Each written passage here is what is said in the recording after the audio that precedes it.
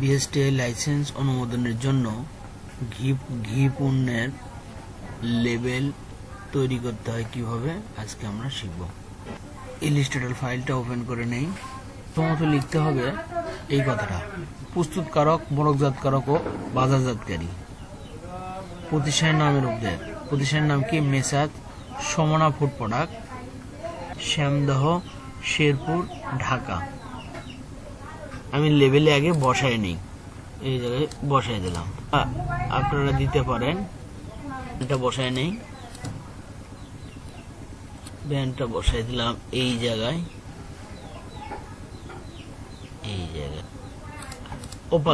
উপাদান হলো দুধের ক্রিম। দুধের ক্রিম। নিট ওজন 200 গ্রাম বি। এই যে ছোট সর্বোচ্চ খুচরা বিক্রয় মূল্য হলো 200 টাকা। এইটা এই জায়গায় বসাই দিলাম। ব্যাচ নাম্বারটা লিখি, এই জিনিসটা। উৎপাদন তারিখ মেয়াদ উত্তীর্ণের তারিখ। গালা করে আপনার বিএসটি এর লোগো দিবেন, এই যে বেগুনি সাদা, এই লোগো দিবেন। তার নিচ দিয়ে থাকবে বিডিএস 908। সেটিং করে নেই।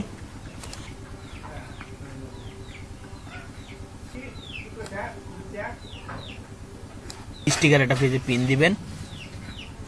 10x15 সাইজ স্টোর মাপ নিতে হবে। কোটের মধ্যে যে ঘেরোয়াটা আছে, যে ঘেরোয়াটা এটা সম্পূর্ণ ফিল আপ হচ্ছে কিনা। কোনো হালাল খাঁটি এরকম কোনো লোগো বা কোনো সিম্বল পার্সেন্টেজ এরকম দিতে পারবেন না।